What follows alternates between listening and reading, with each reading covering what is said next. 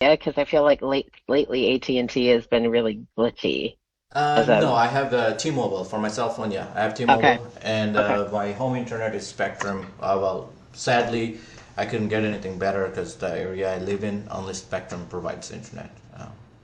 I was looking for more like Well, the I know. AT&T, the Lightning cable one.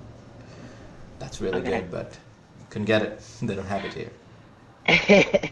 Well, I know Mabuba had referred you to me. I guess just just to keep you in mind for any opportunities that we do have, I wanted to learn a little bit more about kind of your background, what you're wanting to do in your next role. I know when we talked before, you said, the majority of your experience, you have a lot of manual experience, which is great. That's kind of the majority of what we do. But I'll kind of let you take it from there and give me a sense of um, where you feel like your strengths are, um, things that you're really good at that you love to do, kind of what you're looking to do in your next role, and we'll go from there. Yeah, sure.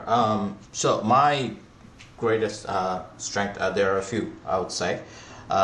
Number one, I would say in this field for testing. Well, since I'm mostly manual background, I learned automation, but haven't got a chance to actually apply in any actual job yet. So don't have hands-on in that. So going back to manual, this is my strongest side, and my most strength in manual testing is analytical skills and being very Okay. accurate. So this helps me a lot in this type of job, and I prefer considering myself as a perfectionist. So I don't let Hmm. go things like okay, we'll just this is a little bit of problem, let it go. I'm not that type. So I usually get into it, find a solution, or find the actual cause, root cause, which is another strength of mine. I would say that when I learn something or when I do something, no matter how much I need to get that job done, my intention always stays as to get to the root of it. So I understand the whole skeleton,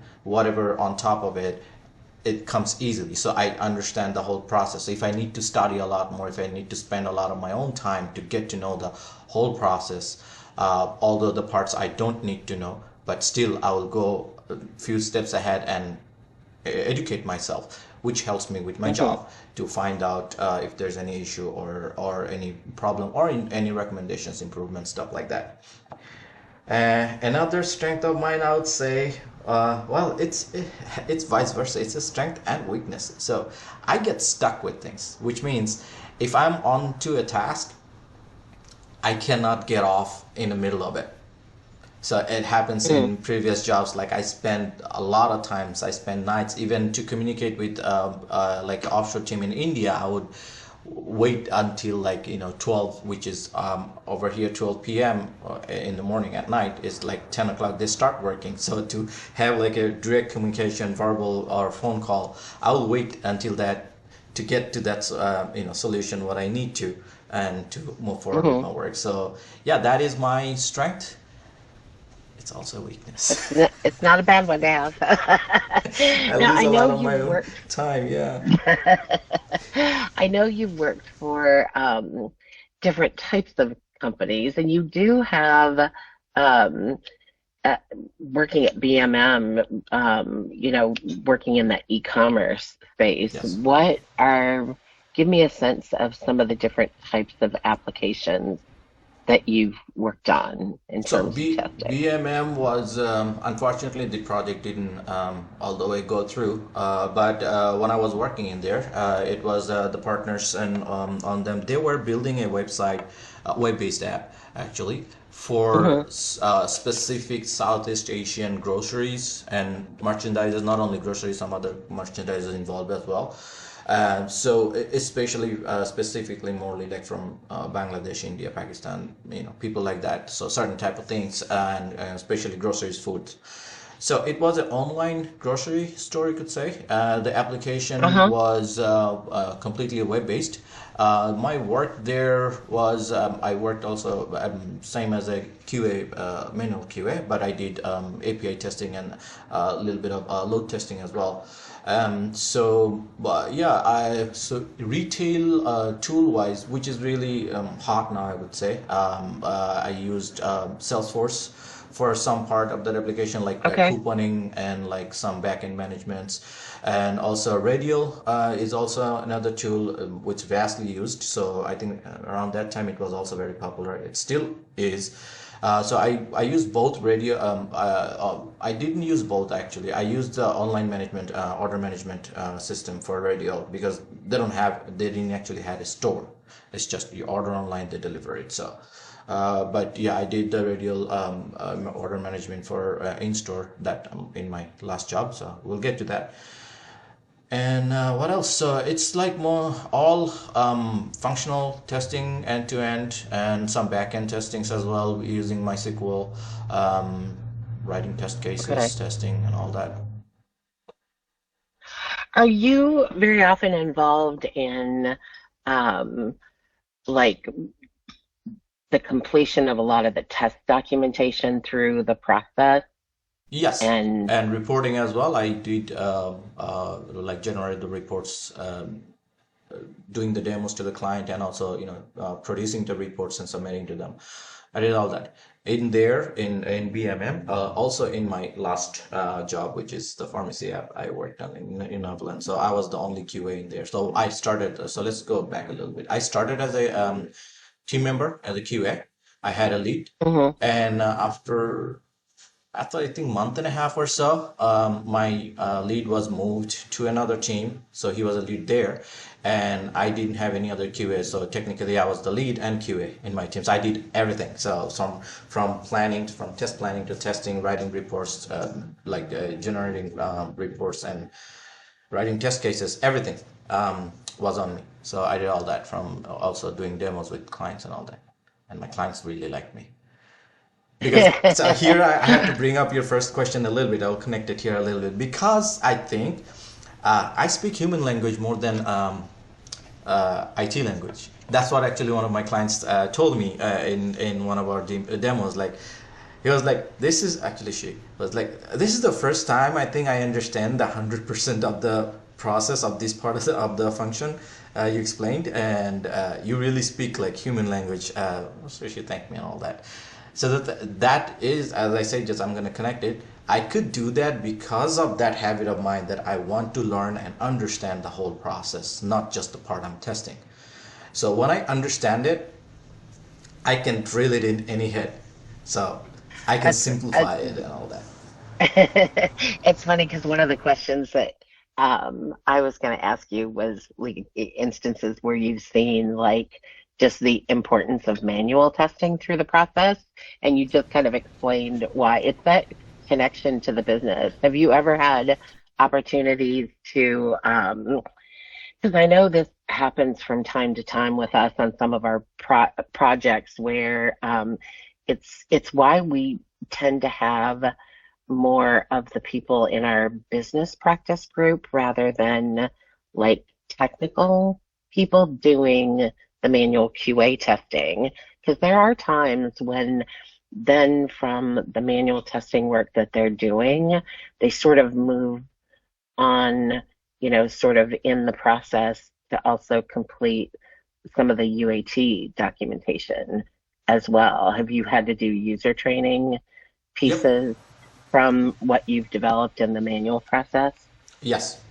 So I did UAT testing and also writing the documentations and reporting as well. Yeah, I did. That was my last job. I actually did really good in that job. The time I was there.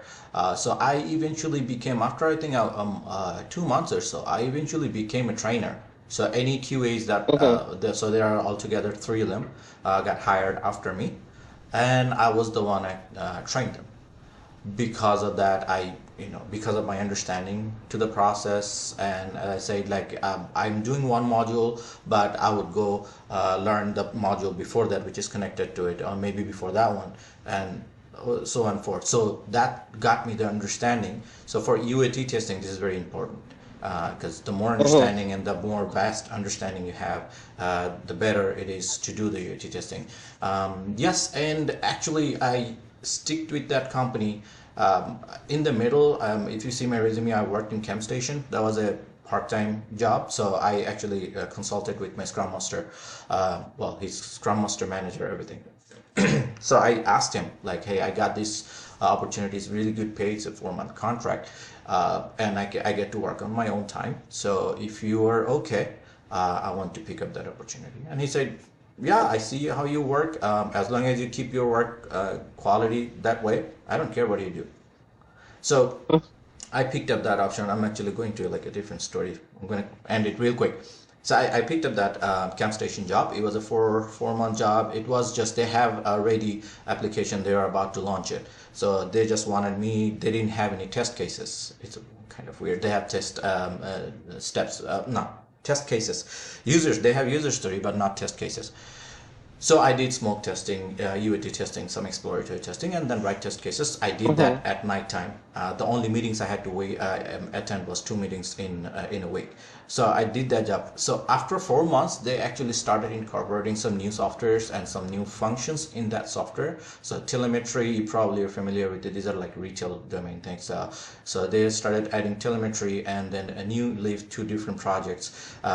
So they wanted to extend my contract to another 4 months, Hmm. but I didn't take it. Although it was a lot more pay in there, but I didn't take it because my last job, the pharmacy job, this project was we were coming towards the end, and we were about to start end-to-end UAT testing, and I wanted to be part of that. I will learn a lot, Hmm. and I'll have to. I'm going to be able to get a lot more and give a lot more. So just to stick to that and be more focused on it, I didn't extend that contract and stayed with that and worked with them until the end of the project. Do you have a certain way that you approach test case design and the test coverage? Like, is there a certain process that you, like, when you go in to approach a Yes, I project? do. Yeah, I have a way of mine.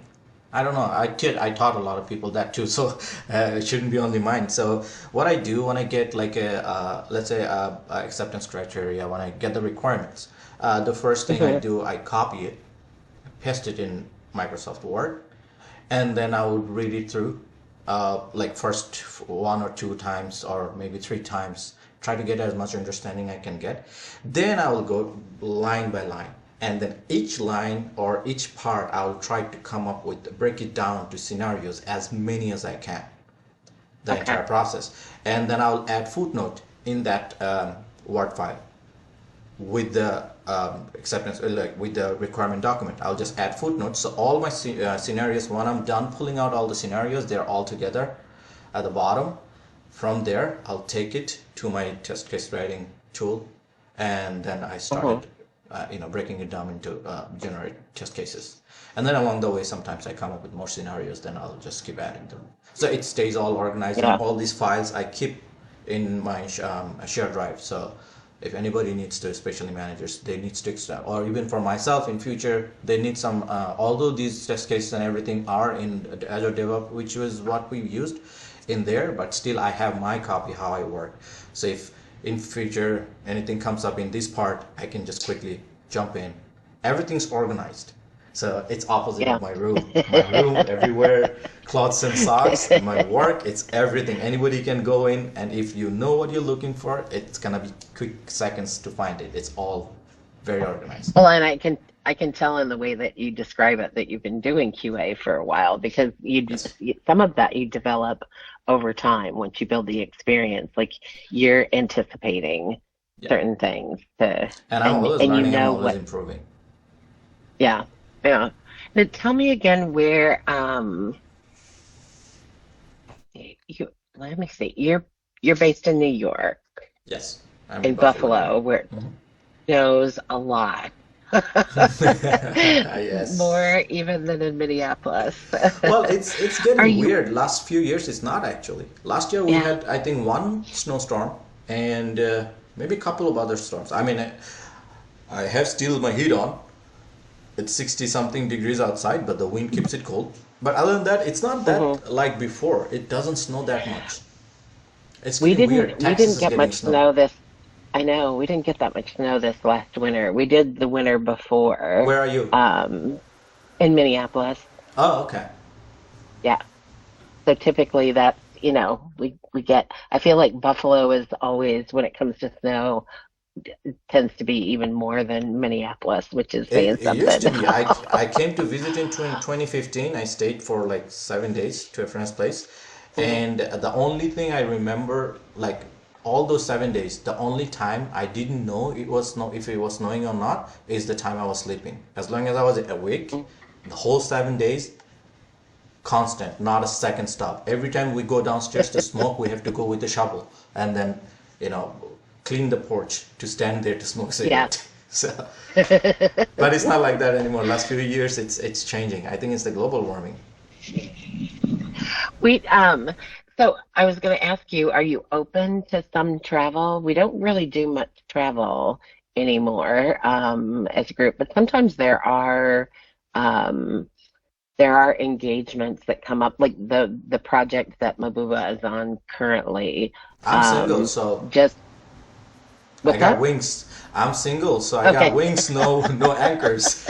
So, Open to travel. Yeah, like yes. um the project that Mabuba is on, the testing, the application or the platform that they're doing testing on, just the way the systems are set up, required the QA part of it to be on site. Yeah, she does Doesn't POS always testing, I happen, guess but that's why, right? yeah, yeah. Um, and didn't you said, oh yeah, you do. You have a little bit of the automation testing in Yeah. there too. Hmm. Yeah, yeah. You have Cucumber and Selenium as well, and you have Yep. Azure Dash. I'm pretty good that I remembered that, right? Yep. Yep. I'm So trying to do our some our recall last here. last project, our test cases were written. That's why I like that project a lot. So our test case was written in BDD. So Cucumber Selenium, Okay. Cucumber Gherkin, which makes it so easier to convert it into automation scripts for whatever. We Yeah. didn't have automation testers, so developers easily did it. So we did half of the job. They just copy paste it and then run it in Eclipse or whatever, and just generates the scripts, the automation scripts. So yeah, Cucumber Gherkin, that's what I used in my last project. Okay. And Um, Azure DevOps was the project management tool, and I used a lot of different tools in there. I learned a lot of different tools in there, actually. yeah. Okay. Um, and you're fairly open to interview with some notice Yeah, and available to. Okay. yeah. I don't have, I think I mentioned this before, we don't have any open roles currently, but I wanted to get a better sense of your background, um, so that I can keep you in mind for stuff that does come up. Sure. Um, If you want me there's to give you especially, like a text or email every other week, I can do that just to stay on top of your head whenever anything comes up. yeah, that's what I would say is like, usually what I do, like in our resource planning, like when we're planning project teams, I sort of keep a short list of people going that I know are actively looking right now, could be a fit for certain roles, and we kind of incorporate that into the process in case there are any, like where we have gaps where we need to bring people in.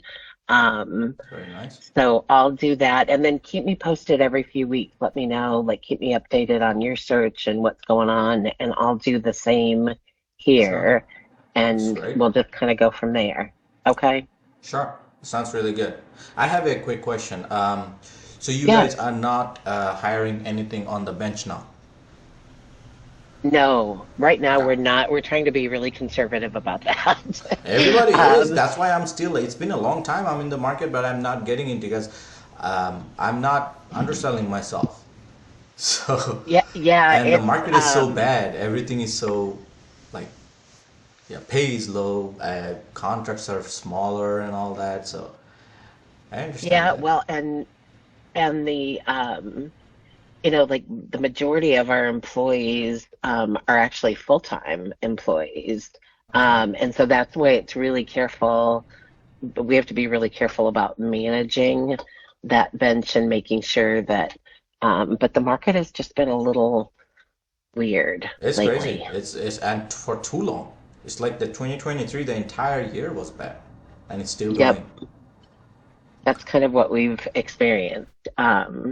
So we just want to be really careful about that. I know, there have been a lot of companies out there for the last year and a half that have had to do, you know, significant layoffs and whatnot. Yes. So Hmm. we're trying to time like all of our hires against like projects that we know are confirmed, and so That's fine. okay. That's completely fine. And I'm So using the let's keep time each to sharpen up my skills. I'm in Udemy and Coursera learning some new stuff. well, and Mabu sure speaks highly of you. Thank She's you. like, oh, you have to talk to him. She's a She's very like, dear he's friend of great. mine. Yeah, and she was so mad at me a few times because like I turned down job one job actually, sure, because she really wanted me to move there, and we're very close friends, and so I eventually turned it down because it was really short contract and really the pay was really low, Mhm. so it wasn't like, moving Yeah, there wasn't worth it. I calculated like the money I'll spend moving there, my moving cost, and then living there, I would not even. It pretty much cost the same thing that I will make there yeah. in 4 months. It was a 4 month Yeah, contract. there has to be a good case to relocate in that sense, and that's Exactly. where, like, at least, more recently over the last several years, for us, like, our consultants used to travel all the time.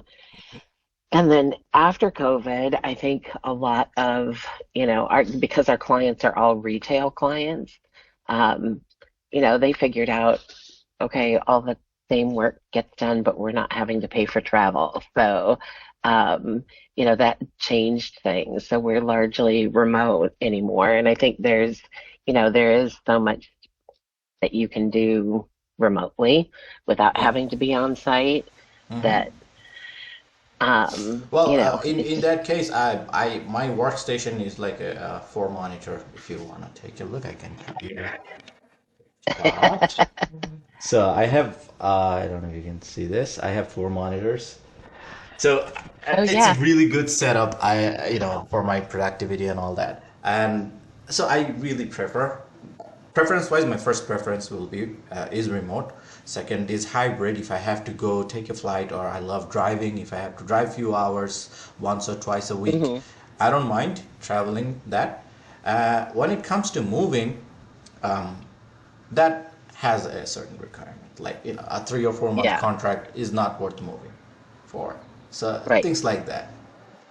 That is understandable. Okay. Well, good. Well, I appreciate your time today. It was great to get to know your experience a little bit Thank you. better. I hope you like me. Um, yeah. Well, I told you you have a big fan sitting in Columbus right now. Um, and I told her too, that like that particular client has a lot going on right now. We don't necessarily, as a consulting firm, we're working on some really big strategic initiatives with them, but they may have other openings out there that don't require on-site. So I told her Even to if it keep is, her if it's eyes if it's peeled. long enough, I don't mind. That's what I'm saying. Like it's like 3 4 months, that's a problem. Yeah. Longer than that, Yeah, at least a it's okay. year, I don't mind moving. I would rather I'll Yeah. maybe stay with my boss. Well, good. Well, thank you for your time. I appreciate it. Keep me posted on your search, and I'll do the same Sure, here. sure, sure. I'm Thank you, gonna Zaid. send you an email every other week and Okay. keep you posted. Okay. That sounds great. All right. Thank you. Enjoy the rest of your day. You too. Thank you so much. It was really nice talking to you. Thank you. Thank you. Thanks. Have a good one.